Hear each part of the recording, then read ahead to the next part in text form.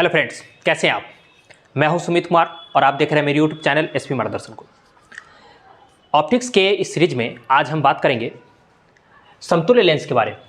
जब लेंसों का समूहन होगा तो उसको समतुल्य लेंस कहते हैं। तो सबसे पहले समझेंगे कि समतुल्य लेंस कहते हैं किसको। तो ऐसा हो जाए कि कभी किसी वस्तु का प्रतिबिंब अगर हमको देखना हो और एक लेंस लगाने के बाद उस वस्तु का प्रतिबिंब वहाँ पर हमें नहीं नजर आए, तो ऐसी स्थिति में क्या होता है कि हम एक और लेंस को ले लेते हैं। जैसे एक लेंस लिए, एक लेंस से किसी वस्तु का प्रतिबिंब हमें जहाँ पर चाहिए वहाँ नहीं मिला, तो एक और लेंस लगा दिए।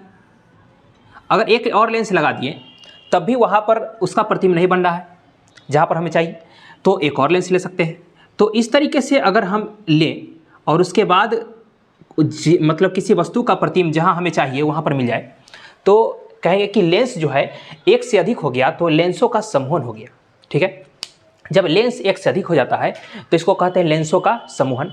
और जब एक से अधिक लेंस आ जाए तो इसका हम क्या करेंगे कि इसका एक समतुल्य लेंस लगाएंगे। मतलब अगर एक से अधिक लेंस हो जाए तो इसके एवज में हम क्या करेंगे कि छोटे छोटे लेंस को ना लेकर एक बड़ा सा लेंस ले लेते हैं, बड़ा सा लेंस, और इस तरीके का लेंस लेंगे कि वस्तु का प्रतिबिंब तीनों जो लेंस है, इन तीनों लेंसों के प्रयोग से जहाँ प्रतिबिंब बन रहा था वहीं पे इसका प्रतिबिंब बने। मतलब बड़ा सा लेंस जो है इस छोटे से लेंस जो है, छोटे छोटे लेंस है, इनके काम के पूरे इक्विवेलेंट में एक बड़ा सा लेंस जो है अकेले काम कर दे और वस्तु का प्रतिबिंब हमें जहाँ चाहिए वहाँ पर अगर दे दे तो कहेंगे ये बड़ा सा लेंस जो है इन तीनों लेंसों का क्या है, तो समतुल्य लेंस है।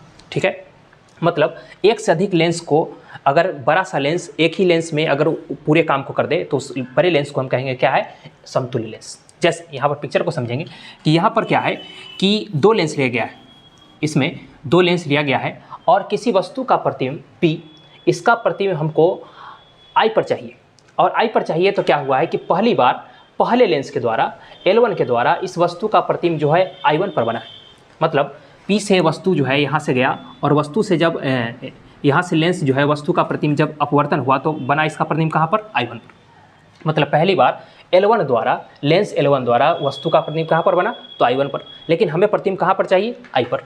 तो जब I पर चाहिए तो क्या हुआ है कि एक और लेंस लगाया गया और एक और लेंस लगाने से क्या फ़ायदा हुआ कि इस वस्तु का प्रतिबिंब जो I1 पर बन रहा था I1 पर नहीं बन के कहाँ पर बना, तो I पर बना। तो हम ये कह सकते हैं कि इन दोनों लेंसों का क्या हुआ है, यहाँ पर समूहन हुआ है। चूँकि एक लेंस के द्वारा हमारा काम जो था वो पूरा नहीं, तो जब एक से अधिक लेंस आ जाएगा तो हम कहेंगे लेंसों का क्या हो गया, समूहन हो गया। तो यहाँ पर इसको देखना है ध्यान से। इसको अपने भाषा में हम लिख सकते हैं कि माना कि L1 और L2 दो लेंस है, L1 और L2 दो लेंस है, जिसमें प्रथम लेंस L1 द्वारा किसी वस्तु P का प्रतिबिंब कहाँ पर बना, I1 पर बना।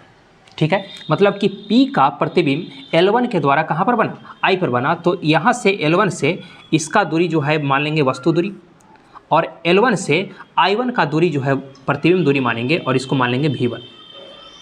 L1 से I1 का दूरी क्या हो गया, V1। मतलब P का प्रतिबिंब कहाँ बना, I1 पर। ठीक है, अब दूसरी बार क्या हुआ है कि L2 द्वारा, दूसरे लेंस L2 द्वारा I1 का प्रतिबिंब कहाँ पर बना, I पर बना। तो अब क्या है कि I1 जो है L2 के लिए वस्तु दूरी हो गया और यहाँ से चूँकि I पर प्रतिबिंब बना तो इसका दूरी मान लेंगे V।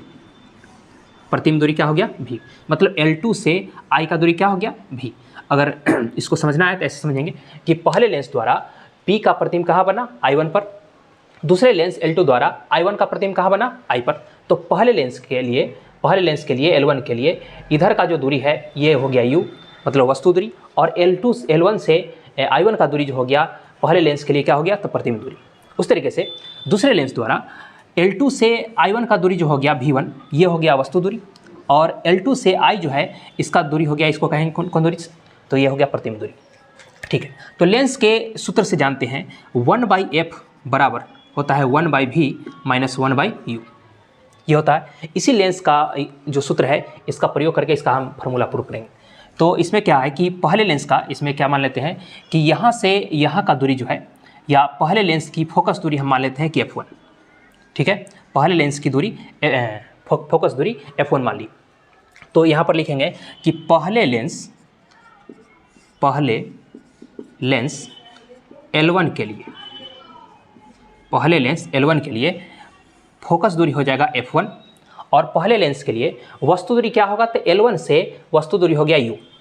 तो u हो गया, और प्रतिम दूरी यहाँ से क्या हुआ तो v1, तो पहले लेंस के लिए v1 क्या हो गया प्रतिम दूरी, ठीक है। मतलब लेंस सूत्र से होता है 1/f बराबर 1/v माइनस 1/u, और पहले लेंस के लिए फोकस क्या माने हैं f1, और इसका प्रतिम दूरी क्या हुआ तो v1, और वस्तु दूरी क्या हो गया u। इसको मान लेंगे समीकरण 1, ये हो गया समीकरण 1। फिर उस तरीके से दूसरे लेंस या L2 के लिए,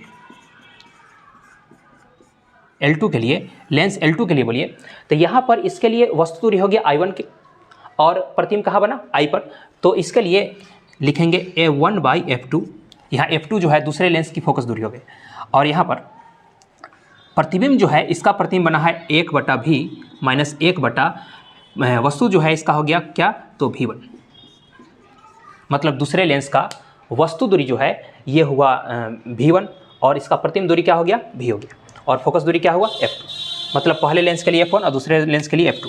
अब करना क्या है कि समीकरण 1 और 2 को जोड़ देते हैं, यहाँ पर समीकरण 1 और 2 को जोड़ेंगे तो लिखेंगे समीकरण 1 + 2, और समीकरण 1 2 को जोड़ेंगे तो यहाँ पर हो जाएगा 1/f1 प्लस में 1/f2 बराबर। अब ये दोनों को जब जोड़ेंगे तो ये लिखाएगा 1/v1 माइनस 1/u प्लस में 1/v माइनस 1/v1। तो ये प्लस में है ये माइनस में है, सेम चीज़ है, कट जाएगा। इसको लिख सकते हैं 1/v माइनस 1/u, ये हो गया 1/f1 प्लस में 1/f2। अब क्या है कि इसको आप मान लीजिए समीकरण 3, ये आ गया।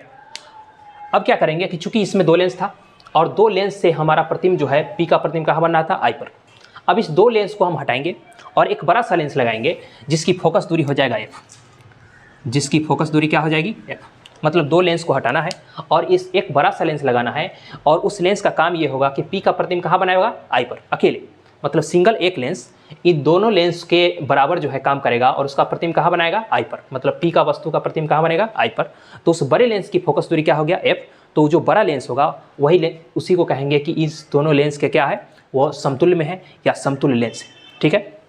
तो वो बड़ा सा जो लेंस होगा उसकी फोकस दूरी हो गई f, तो 1/f बराबर हम उसके लिए लिख सकते हैं 1/v माइनस 1/u, चूँकि इसका वस्तु जो है इस बड़े से लेंस के लिए वस्तु दूरी हो जाएगा u, और इधर का प्रतिबिंब क्या हो जाएगा v। तो बड़े से लेंस के लिए 1/f बराबर 1/v माइनस 1/u, इसको मान लेंगे समीकरण 4, ये हो गया समीकरण 4।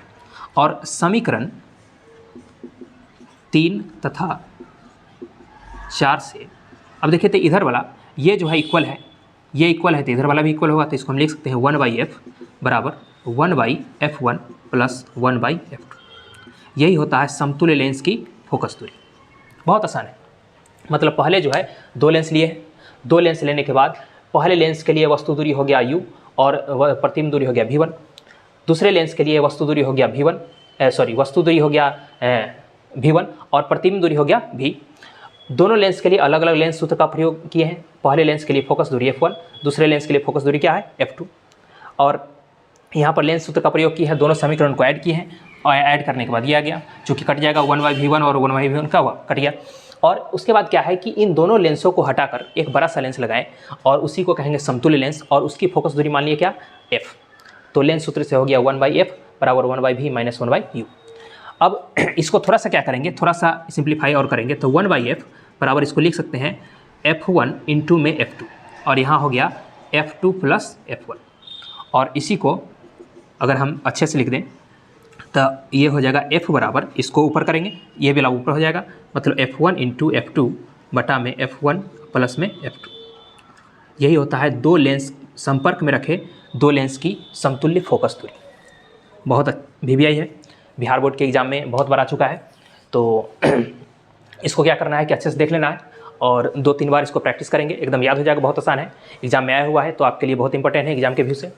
तो चलिए, आशा करते हैं कि समझ में आ गया होगा। अब मिलते हैं नेक्स्ट वीडियो में, तब तक के लिए जय हिंद।